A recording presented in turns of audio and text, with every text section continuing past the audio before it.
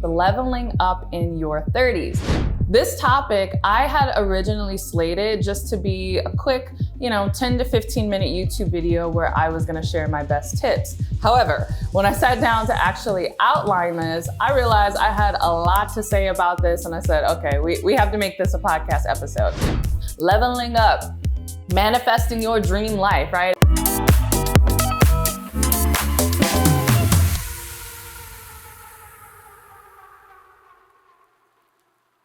Hey, it's your girl, Courtney Sanders. Welcome back to my podcast episode. And I almost said my YouTube video, even though, yes, I'm recording this on YouTube. So if you are listening to the audio version or on iTunes or Spotify, you can come on over to my YouTube channel in order to see all of my crazy facial expressions, because we're getting into it today. But this topic I had originally slated just to be a quick, 10 to 15 minute YouTube video where I was gonna share my best tips. However, when I sat down to actually outline this, I realized I had a lot to say about this, and I said, okay, we have to make this a podcast episode. So get ready, buckle your seatbelts, because I actually scrapped the original podcast episode idea that I had for today, and I said, no, I wanna talk about this instead. And that topic is leveling up in your 30s. And I feel extremely passionate about this. One, because I'm in my 30s, right? I'm in my early to mid, maybe just mid 30s. I'm old enough not to tell my age anymore, even though obviously you can figure it out. But I'm at the tail end of my young adulthood. Okay, I'm basically no longer a young adult, or I won't be after this year. I'm just a straight up adult, right? And I see a lot of my friends who feel like, now that they're at this age that they've lost something, or they didn't do what they should have done in your 20s. Because your 30s is interesting in that you are still young, right? Like, speak to someone who's in their 60s or 70s and they're like, girl, what are you talking about? Like, you in your 30s, right? But in your 30s, you're wise enough to know all of the opportunities that you could have taken in your 20s that you didn't, or just the dumb stuff that you did in your 20s. And you're like, I feel like this age is the first age where you're kicking yourself and you're like, oh my goodness. If I knew what I knew now, even when I was 27, 28, 29, how much further in life would I be, right? Those conversations start happening, and I'm not immune to them as well. I know many of you who are watching this are like, oh, Courtney, but whatever. You're already married with kids. You've already, built your business. You've already done a lot of things, but there's a lot of things that I want to do. And there's a lot of places I know I could have been had I started doing the things that I'm doing now, even just like 4 or 5 years ago, right?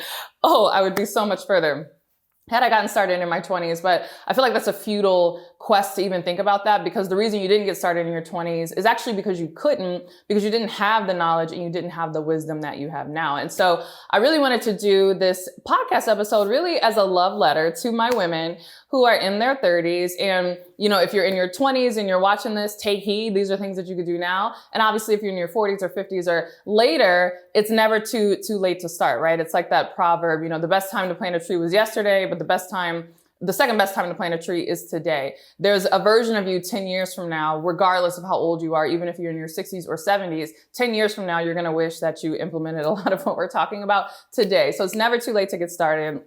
But I have a soft spot in my heart for women in my 30s. Yes, because I am one, but also because I know 30s, that conversation around like, is it too late for me to do things happens. Also, there's this conversation around leveling up, manifesting your dream life, right? Everybody is talking about those things. And hopefully by now, if you've been around either my YouTube channel or my podcast for any amount of time, you already know that my approach to quote unquote manifestation is prayer and hard work, right?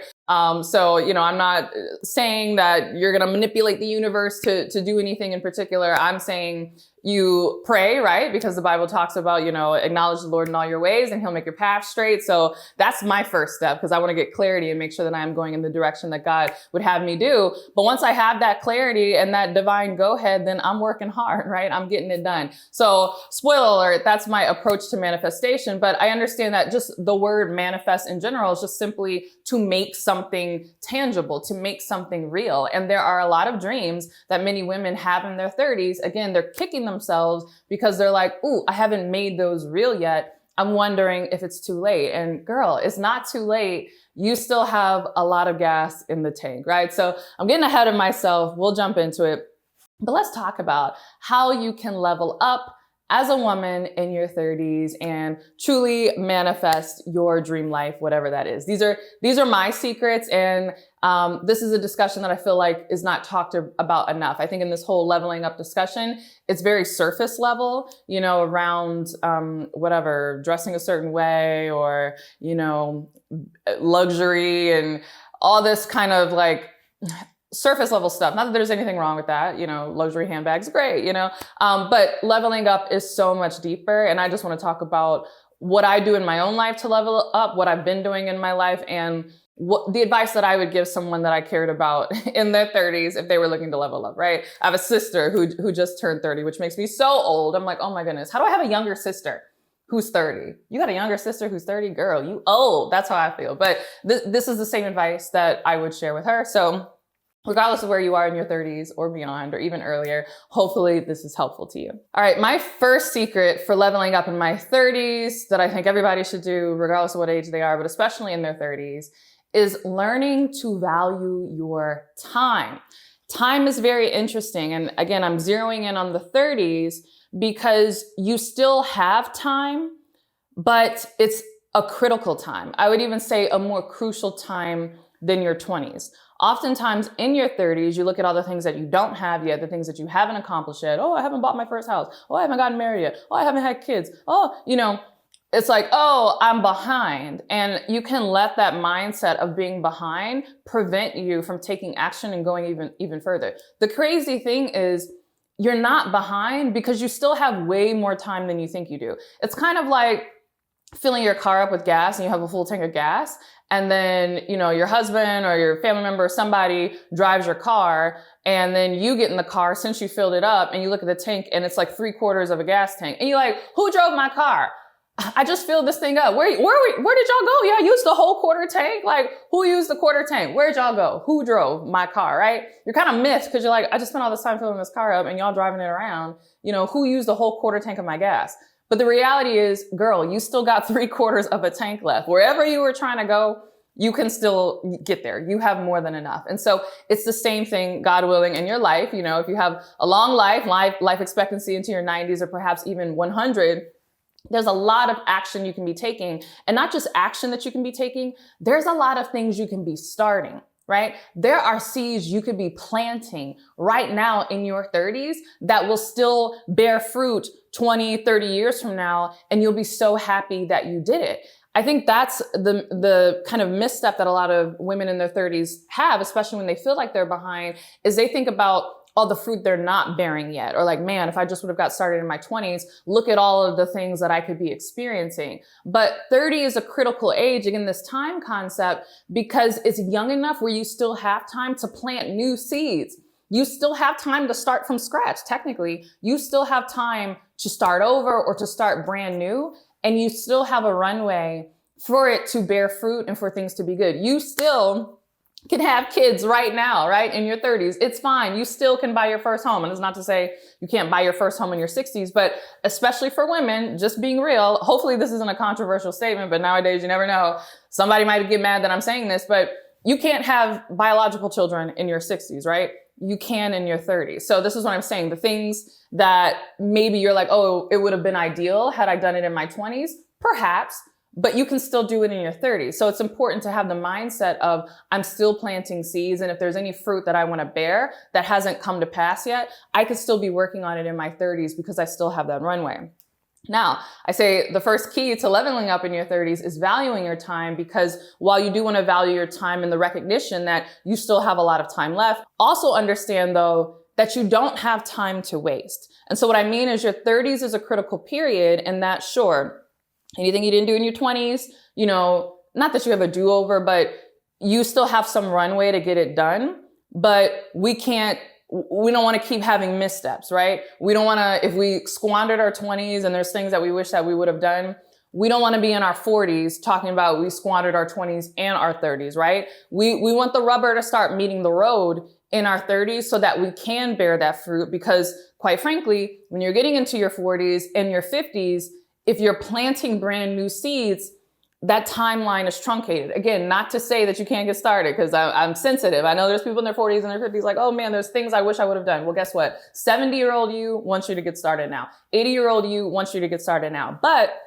I think we do a disservice, one, to ourselves and to the young women that are coming up, if we're not honest about losses you can sustain, and disadvantages that you can put on yourself if we take too much leeway, not doing what we need to do with the time available. You know, I always say that procrastination is actually arrogance, right? It's arrogant to believe that you have all the time in the world. It's arrogant to believe that you're always going to have do-overs, right? And I think that's something in our American society that we need to really be mindful of. I remember I was watching a video from an entrepreneur who hires abroad. I hire abroad as well. I hire people in the US and elsewhere. But one thing that he said that he noticed was that a lot of American employees like implicitly have this belief that in second chances, right? And maybe it's like our movies, and you know, it's always like the guy gets the girl in the end, or even if everything messes up, there's always a happy ending. Like on one hand, it's good. In America, we have this like redemption narrative arc that we believe in, and that, you know, it'll all work out in the end. There's always like a way. It doesn't matter how bad you mess up, we can fix things, right? And while I'm an optimist and I believe in that, I even believe from there, that's slightly biblical. There's a biblical take on that in terms of like, you know, all things work together for the good of those that love the Lord, right? So I'm not saying that all hope is lost if you mess up. However, I think what gets left out of the American context is this concept of consequences, right? So no, all hope is not lost. Yes, you can start again. Yes, you can do things, but that doesn't take away the fact that there might be consequences, right? If I spend the first 30 years or 40 years of my life on drugs, can I clean myself up and get off drugs and, you know, be successful and, you know, go about my business? Yes, we see all of these like, you know, rags to riches story or success stories like that all day. However, we don't spend a lot of time talking about the consequences. There are consequences. You will suffer loss, right? There is loss that someone is going to sustain if they spend the first 30 or 40 years of their life on drugs. Yes, even if they get cleaned up later and they're able to do amazing things, that's not to say that there aren't things that they lost that they wouldn't have lost had they lived a clean life from the beginning. And so that's what I'm saying about 30s, is that it's a really critical period, and that you want to value your time, because while you do have runway, and if there's any stuff you screwed up in your 20s, it's fine. You can plant again. You can actually start over in your 30s, and you know, you still have enough time to see those seeds bear fruit. But don't get it twisted. If you screw this up, right? If you don't do what you're supposed to do, and again, on things that are on you, the things that you can control, right? Because none of us are God. Like, we don't know what the future holds. So, you know, if something happens and it had no control, and, you know, whatever, you pick up and you start over again. But within your own control, if you choose not to do what you know you need to do, right? If you choose not to eat healthy, if you choose not to start that investment account, if you choose to keep blowing all your money on dumb stuff, you know, and not putting money away or doing whatever you need to do, if you choose not to take appropriate action that you need to be taking, if you choose to keep dating scrubs, like, trust me, we're going to get into it in this discussion about women in their 30s, right? If you choose to keep doing stuff that you know is not beneficial to you and that is not advantageous, understand that your 30s is a critical train stop. And that if you keep missing these trains, you can't always predict that there's another one coming, another opportunity that you're going to be able to get on that train and be successful. You are now at a critical juncture that if you don't do what you need to do as within your control, you might suffer loss, right? There might be consequences. For the most part, stuff we do in our 20s, unless it's something crazy, like, you know, you were a drunk driver and you like killed somebody, or like, you know, something horrific, like a huge mistake that you made in your 20s that has like a really negative consequences going forward.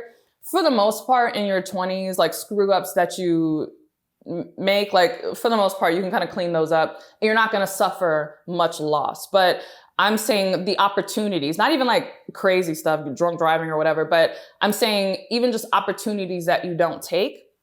If you let your 30s go by and you keep living a life where you routinely pass up opportunities, understand that sure, the American happy ending can still be true, that you can get it together and, you know, be successful in your 50s and live a great life.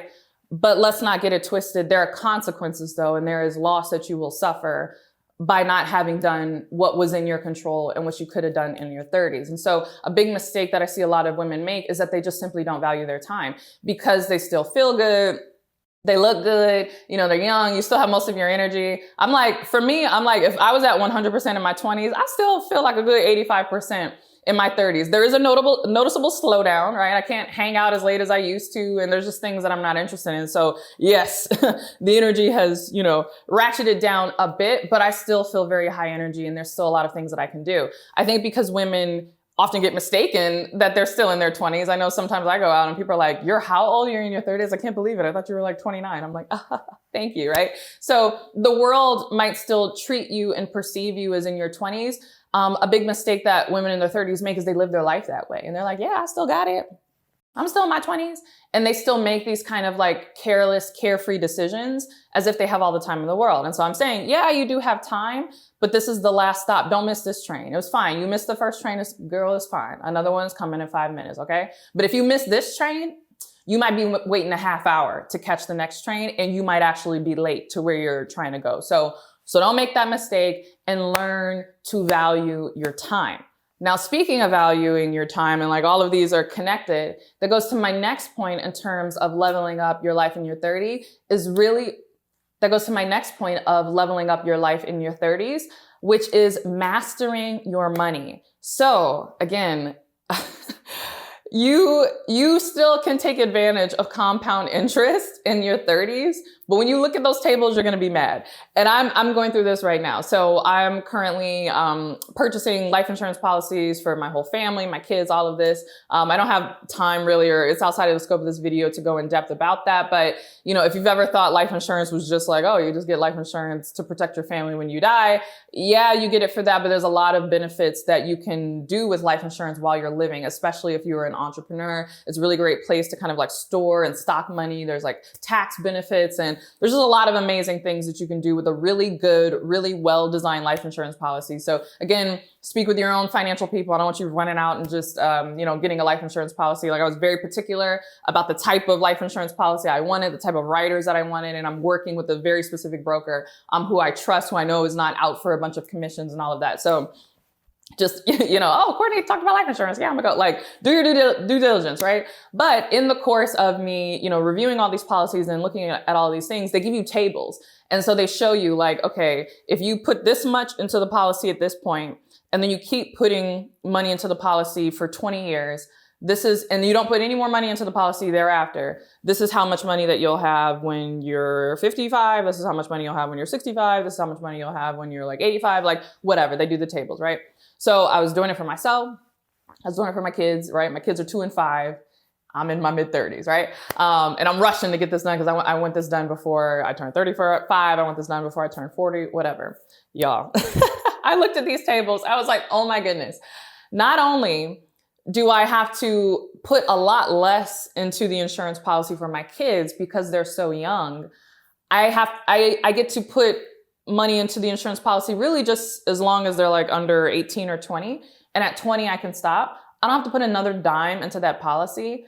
And they will have so much money along the way. Like by the time they're in their 80s, they literally will have like millions of dollars, which is like, what? Crazy. But even when they're in their 20s and in their 30s, they'll have, $500,000, $1 million, the policy will grow. And again, they have access to that cash even while they're living all along the way, which is why, again, you want to get involved in life insurance policies because it's really cool. But I was comparing it to my tables, right?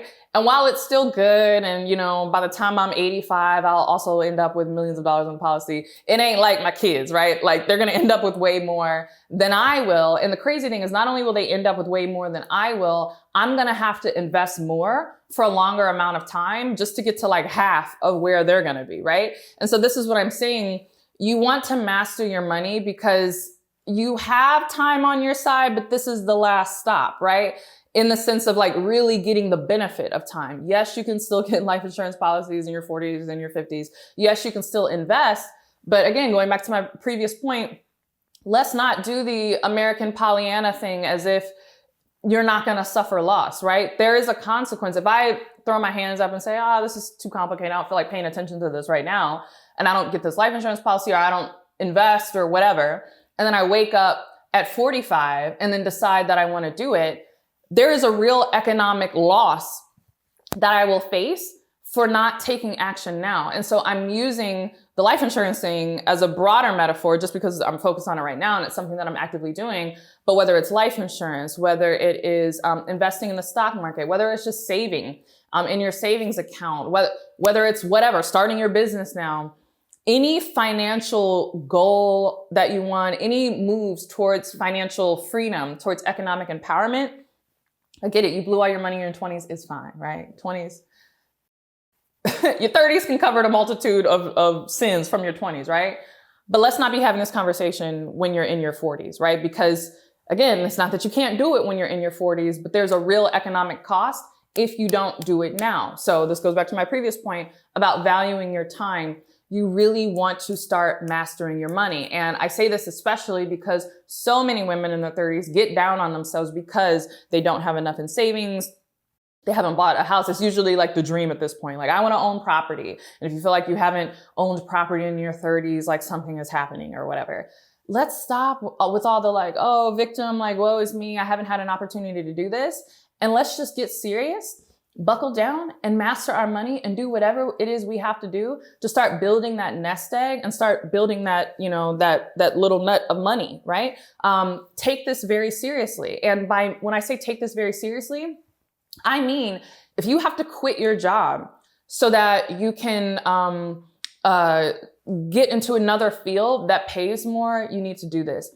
If there's training that you need to take or going back to school, perhaps a certification, even self-education around starting a business or investing or whatever it is you need to do, take that seriously and do it. Because the moves you make now are going to set you up later on down the road. Even in corporate America, and y'all know I'm team entrepreneurship and all about starting businesses and all of that. But I always say, if you love your job, keep it.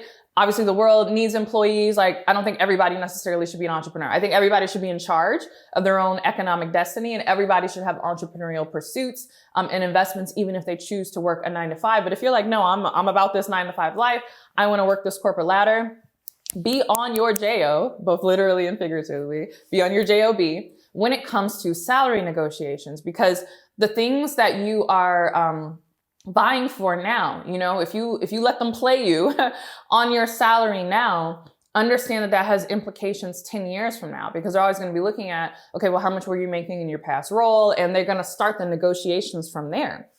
So if you go a whole decade in your 30s, not taking this seriously and not really advocating for yourself and negotiating your salary, understand that even as you get promotions in your 40s and beyond, those promotions are going to be at a lower amount and the gap gets wider and wider. And then when you think about how much extra money you could have been socking away in, again, retirement accounts, investment accounts, life insurance, whatever, how much money you're not socking away because you're not making that much in your salary. And like, you see, it has this trickle effect where you look at someone who took action in their 30s versus someone who just woke up and took action in their 40s. It's not just the gap in salary. It's the gap in the money, the extra money that they could have invested from a higher salary, right? So if over the course of 10 years, you could have invested an additional, and I'm just making this up, an additional $100,000, right? Maybe because of your salary, if you negotiated in your 30s, you would have had an extra $10,000, net, and you could have invested that. And so over 10 years, that's $100,000. What could that $100,000 do over someone's lifetime?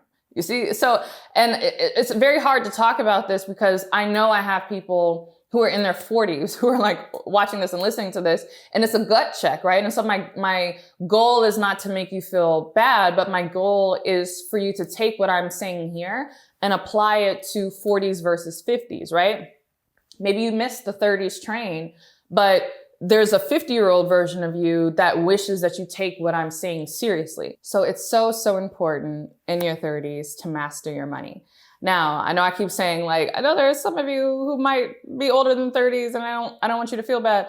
That actually goes to my third point about leveling up, which is master your feelings. So often we allow our feelings around something to keep us from taking the action that we know we need to take. And this could be very small things.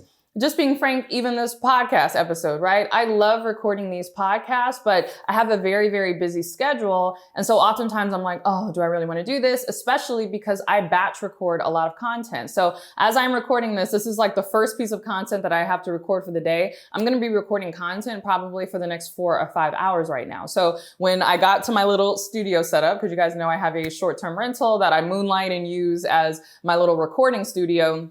When I got here this morning, was I super eager necessarily to sit down and record a bunch of content? No, I'm got other things to do. I was up late, because I was actually going through my coaching certification, which I've talked about in other videos, how I'm currently getting certified because my program, is also getting certified. And so I have to be certified as a part of that. And so they do the classes in the evening and it doesn't get done till 10. You guys also know that I have this thing where if possible, I like to get up at 2:30 a.m. I know it's crazy. Check out my other podcast episode where I talk about it. Obviously, I didn't get up at 2:30 a.m. this morning because I didn't finish my coaching certification program until 10. So my schedule is kind of off and I'm a little grumpy that I didn't have that like quiet time that I like in the morning on the days where I'm able to get up super, super early. So anyway, I say all that to say, I had all the feelings this morning around why I didn't do something, but it's really a habit and it's muscle memory where I recognize the feeling and I acknowledge it. I don't even get mad at myself for having that feeling, but I don't let my feelings determine my future, right? I take action based on what I want my future to look like, not what my present feels like. And so I just say, oh, okay, I presently don't feel like recording this podcast as I set up all the stuff and set up the microphones and turn on the camera. And then I do it anyway. And so it's so important that we master this on a small level because we will use the same muscle memory to take action even when it doesn't feel good on another level, right?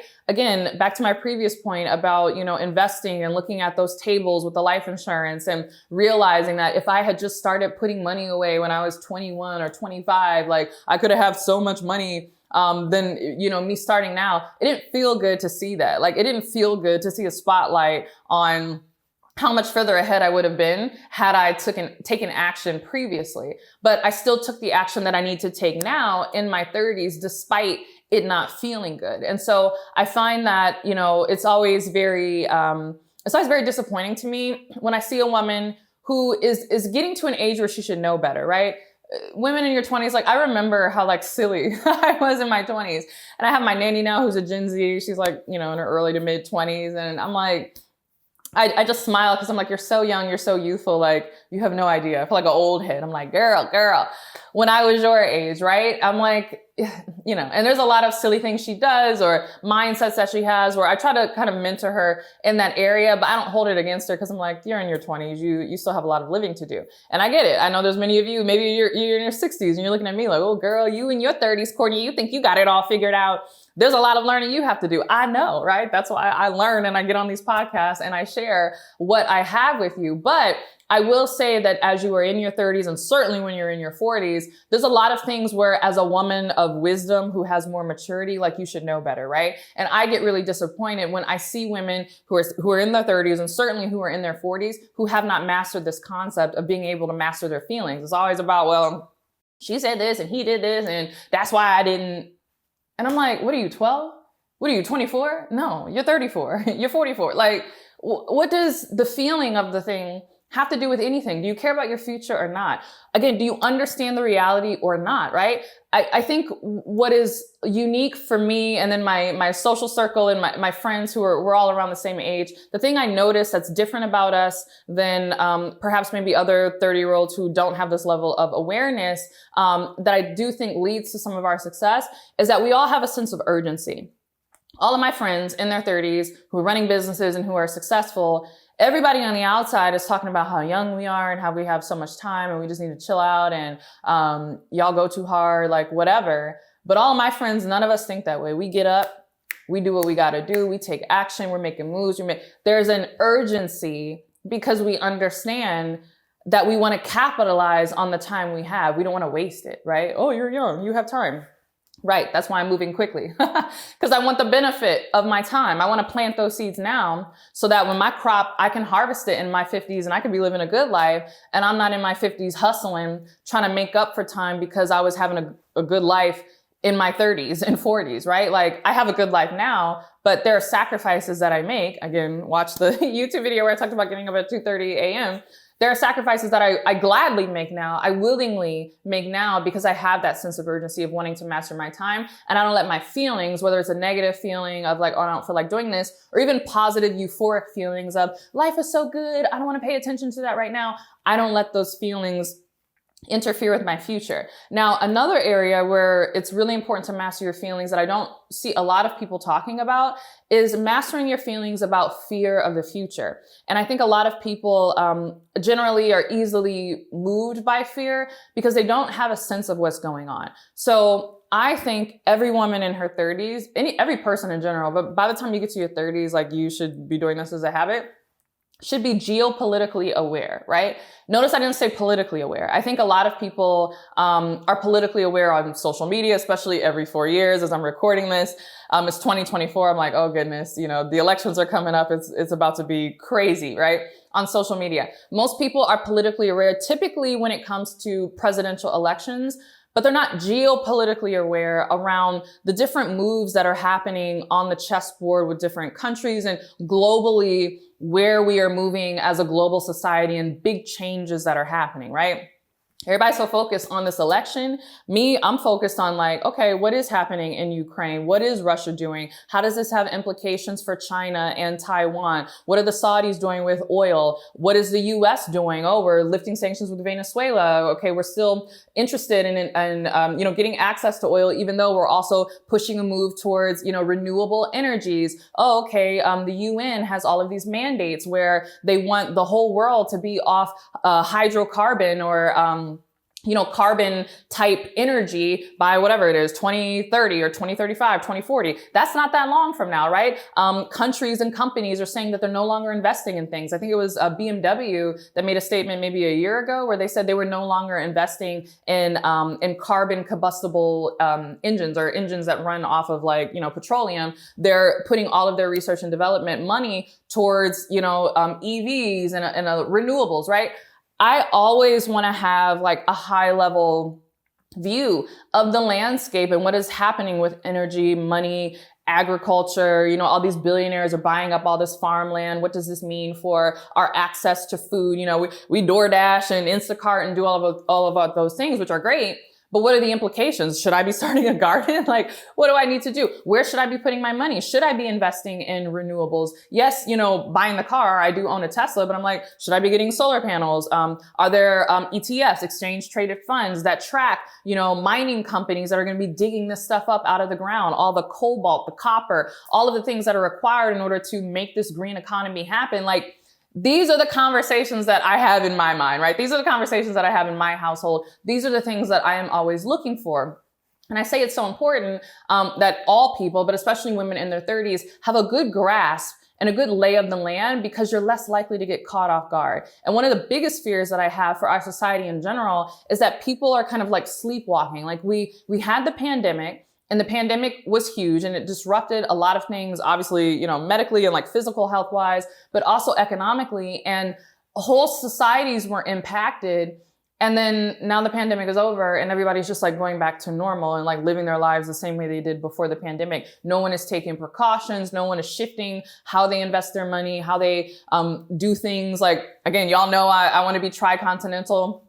That's part of the reason. Like, yes, I want to be tri-continental in terms of having enriching experiences for my children or for them to see a global landscape. But I also want to have places where we can go if stuff hits the fan wherever we're at, right? Like, I am taking active steps. These aren't just things that I'm reading or things that I'm talking about. I am literally shifting and orienting my life based on how I see the chess pieces moving on the chessboard. And I see that there's a lot of women in their 30s, women in general, men in general, everyone who's caught up on TikTok, social media, Instagram, the Kardashians, like whatever, media, entertainment. Oh yeah, we have an election. Okay, the president, all the hysteria around that. but there's not a level of awareness of these like higher level chess moves that are being played. And one, it's really important that you have awareness of that just for your own like self-mastery and protecting your family and doing things that you need to do. Again, we talked about mastering your money. You can't really master your money without having an awareness of things at these levels, because that's going to affect your actual investments, right? Things that you're putting your money away towards. You kind of want to be aware of like where the world is going so that you can start to shift your dollars to invest in those places. So you can't really master your money without having a geopolitical awareness. But I think another thing that is very lost is that when we have this level up conversation, women often desire, what's the word for it? A type of charisma or je ne sais quoi, or like a glow about them. They want to be the type of woman that can walk into a room and people pay attention, not just because you look beautiful, not just because of what you're wearing, not just because you have a Louis Vuitton handbag on your wrist. Not that there's anything wrong, like totally fine. I'm actually looking at designer handbags right now. So this is not a shade thrown to designer clothes. In many instances, I'm actually pro designer clothes if it means that it's like an heirloom piece that you're going to keep for 30 years and pass it on to your grandkids. You actually spend less money than if you keep buying cheap bags that you replace all the time. So that's neither here nor there. But many women desire this magnetism. And they think it's all about superficial. And this is the reason that I really wanted to do this podcast to talk about this. It's all about, what are the clothes that you wear? How can you do your hair? Like, what do I need to do in order to have this magnetism, whether it's for romantic attraction or even just in business, people pay attention to you, like whatever. True attraction, magnetism, charisma. And it's talked about this in this book. I'm gonna give you a book recommendation. It's called The Charisma Myth. I'm blanking on the author, but one thing that they talk about in that book that is really impactful is they say that charisma is a mix of warmth and power. Meaning you have this person who has power, even if you don't know who they are or what they do. Like, you ever gone to an event or a networking event and there's a person that just walks in and just by the way they're acting, like everybody can sense that this person is powerful, but they don't even know. This actually happened to me. I was in DC for an event that I was speaking at around global trade and international stuff, because I'm trying to get into that world. And there was a panel discussion, and there were people at the front of the room who were like the official authorities who were talking about this topic. And then they opened up the floor for questions, and people in the audience could ask questions. And there was this older man who stood up and he started asking questions, but he also started like answering other people's questions that they were asking in the audience. And people started to pay attention to him. And it was just like a gravitas that he had and the way that he was carrying himself, to the point where like later after we left, I was like asking the host who invited me, I'm like, who the heck is that? Right. And they were like, oh, he's a big deal. He wasn't on the panel. He wasn't one of the official speakers, and he wasn't like dressed in a suit or anything. Just by virtue of the way he carried himself, there was a warmth and a willingness to answer questions. And it wasn't like, I'm snooty, but it was clear that there was a sense of power. Everybody was like, who the heck is that? And so a lot of women are trying to buy power with whatever, handbags and status things, or doing their hair a certain way, or makeup, trying to like apply power to them, but not having that power internally. And there's something to be said about a woman who is powerful, who knows she's powerful, but is gracious, is warm, who wants to help others. That is gravitas. That is charisma. And so part of how you develop that power is through knowledge, right? We all heard it on, what was it, Reading Rainbow? Knowledge is power. It's true. A lot of women don't have personal power because they don't know what's going on. They don't have an awareness. They don't have a geopolitical sense of what is happening in the world. And I can tell you the level of personal power that I personally feel, having a level of, one, knowing the value of my time and not letting anybody wasting my time. 2, mastering my money.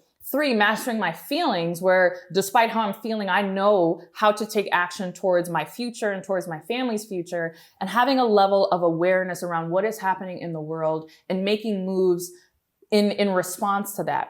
There is a personal grounding that you wake up every day with that is hard to put into words. And so when you walk into rooms and you have this grounding, you have this power, because you know at the end of the day, you're going to be okay, because you know what's going on and you're smart and you take action. You got stuff stored up in the back and you ain't worried about it, right? You that kind of woman, and you walk into a room, but again, you're kind, you're gracious, you're warm. The charisma is like on 10, right? And again, it's not to say don't dress well and all those things, because we're going to talk about that too.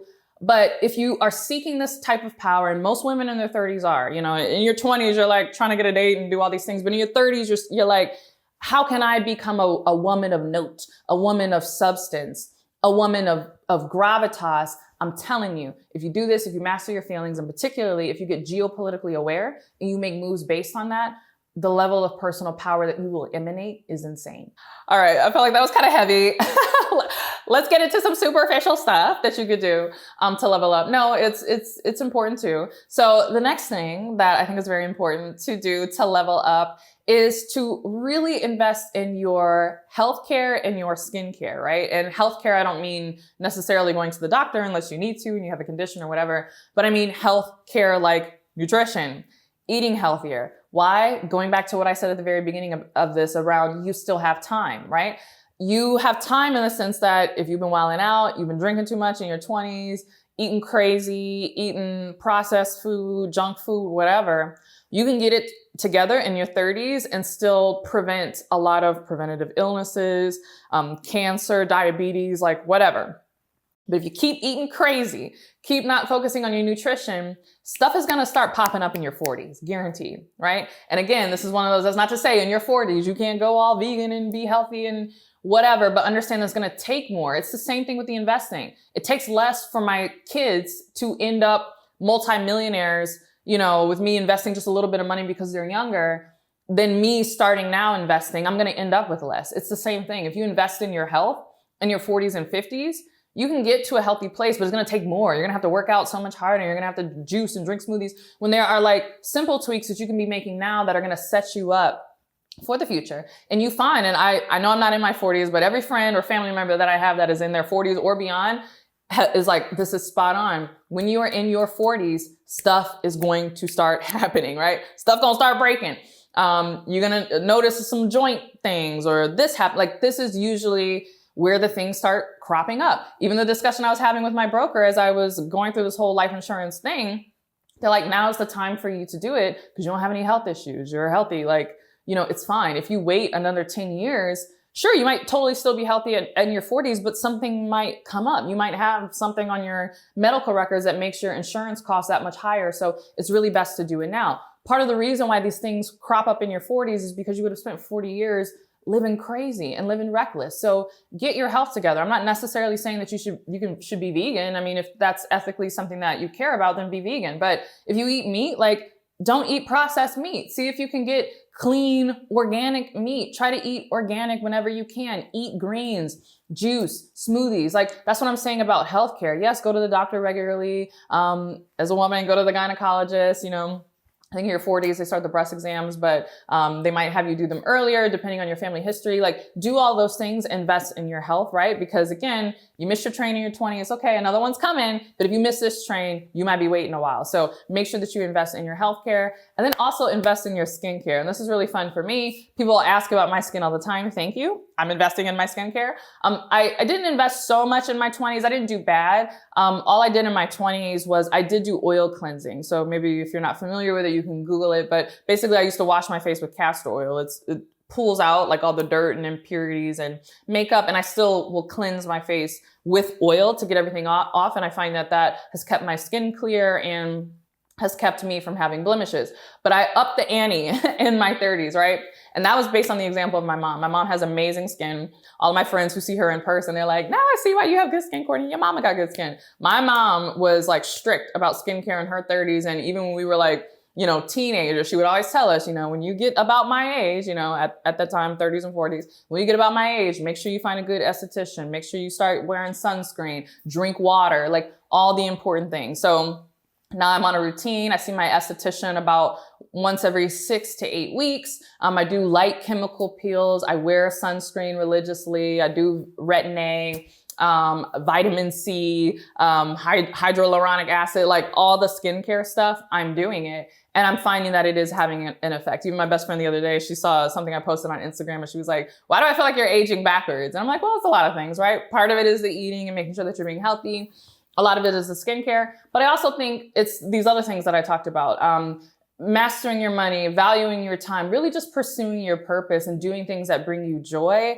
It creates a mental happiness that I think is reflected in your skin, where you don't look so worn out. My mom calls it the furrowed brow. You don't have like these lines because like, life is so hard and you're like, everything is just like difficult, right? You can tell people who've lived a hard life, like you can see it on their face. And so I try to, for all of my intensity and urgency and wanting to make sure that I do the right things, I do try to live light. I don't carry things. I forgive easily. I let things go. I cut, not that I cut people off, but if there's anything that's not working, like I don't engage. I just, which leads me to my fifth point about leveling up as a woman in your 30s, which is release and refine, right?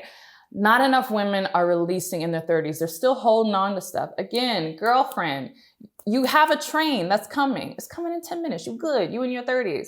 But if you miss this chance to release this, you might be in your 50s still holding on to what that man did to you or what that job did or what mama and daddy did. Like, now is the time to release and refine. And so when I say release, I mean releasing any mental limitations that are holding you back, releasing any people that are not good for you, releasing any negative relationships. This is heartbreaking to me because as women, we do have a biological clock, right? There are actual physical imperatives, right, that we need to be paying attention to when it comes to being in relationships with people. And I feel so sad for women who let men waste their time. And usually it starts in their 20s and they don't know any better, right? You're in these off and on relationships for 10 years. Maybe you met them in your late 20s and he's still stringing you on. And now you're 35 and you've still been in this off and on relationship and there's no progress. Girl, release that. Let that go. He's got time. You don't, right? Don't keep allowing people to waste your time, particularly in the areas of relationships. And I know, this is the age where a lot of women start to freak out if they're not married yet or whatever.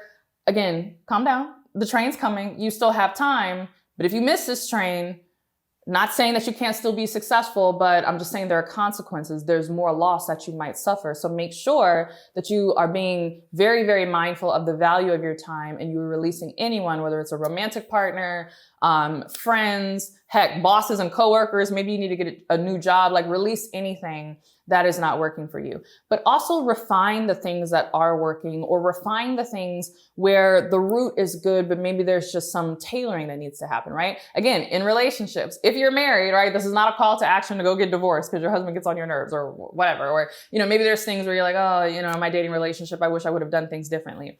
If you are in a good relationship, you got a good man at home, he's a good guy.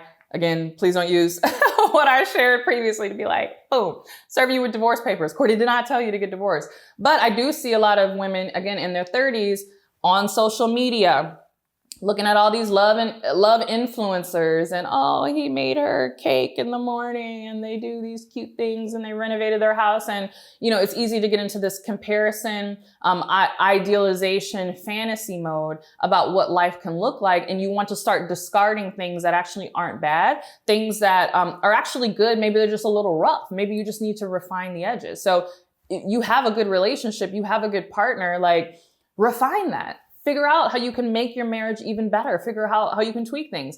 Again, this is for everything with your health and fitness. Also, I know because I'm a mom and I've had 2 kids. I know how easy it is to start limiting, oh, look how I used to look in my 20s before kids and stretch marks and all of these things. And we start to think about, oh, our bodies are trash. We use words like that. Refine. Just start lifting a little weights. Get a little tone, right? Just tighten up what we've got going on. What you have is actually beautiful. What you have is actually worthwhile. We just need to refine it. And yes, refine your wardrobe, right? To leave you with something lightly superficial, because I feel like this is a slightly heavier episode, but it's important. And it's really something that I wanted to talk about. But your wardrobe. I do think that by the time you get into your 30s, you should be making a concerted effort to really understand what your style is, what your body type is, and you should be developing a core sense of style, whatever it is, right? I tend to, I don't want to say like I dress a little funky, but there's like classics and I like streamlines, but I like things to have a little oomph to them, right? A little pop of this or a little whatever. Even this is actually a jumpsuit. It's not a shirt, but I thought this was so cool. This like hello thing here, right? Like I like wearing things that have a little something extra to them, right? I've recognized that is my style. And so my wardrobe, I've started to refine and kind of coalesce around who I actually am and how I want to present myself. And I have upgraded my wardrobe. I do invest in higher quality pieces. This is not to say I pay full price for everything. I do still go to consignment stores and thrift stores. It's fun. I love it. But I will spring for the designer pair of shoes or the designer handbag because, again, now I'm more focused on longevity. When I buy jewelry and watches and different things, I'm like, is this something that is good enough quality that in 30 years I can give this to my daughter? In 20 years, my daughter's going to be wanting to like wear this and borrow this from my wardrobe. Is this something that is going to last me a lifetime? So I buy things. Yes, there's like trendy pieces that I get, but I am more in a space where I'm looking for higher quality clothing, even if I buy less of it, but things that last a long time. And so that goes back to what I was speaking about earlier in terms of charisma and gravitas. And by the time you're in your 30s, a lot of women desire to start develop some oomph about them where they become a woman that is noticeable in a room. Again, not just from a physical or like attractive standpoint, but your energy, right? And your energy comes from the inside, yes, but it is often affected by how we feel about ourselves on the outside. And if you are wearing cheap clothing that pools and is not a good fit for you, especially in your new, maybe post-mom body or 30s body, which is not the body that you had in your 20s, but again, it's great. You can refine it, right? You need to be refining your wardrobe as well so that you feel good about yourself. You feel tailored, you feel tucked in or whatever, however feeling you want to feel, that you look good. And so you go out and command a room. And so this is the time to start truly investing in investment pieces. You know, let's let go of Forever 21. We're not 21. We're not even in our 20s. We're in our 30s, right? Let's start being serious and start taking ourselves seriously and start dressing to reflect that, right? Really, I feel like this whole episode and my whole philosophy around leveling up in your 30s is about taking yourself seriously and taking actions towards the type of woman that you ultimately want to be and the legacy that you want to leave. So hopefully this was enjoyable for you. If you sat through this whole episode, you're going to love a talk that I did called the Powerhouse. It was actually an event that I held that's kind of on these same themes around, you know, feminine power and owning your worth as a woman. And so if you enjoyed this, you're really going to enjoy that. And you can check it out for free by clicking the link either below in the description here on this YouTube video, or if you're listening to the audio version in the show notes. So with that, I will see you in the next podcast episode. If you're not following me on Instagram, make sure you do CourtneyLSanders. I share the behind the scenes of me implementing all the things that I talked about in this episode. And with that, I'll see you next time. Bye.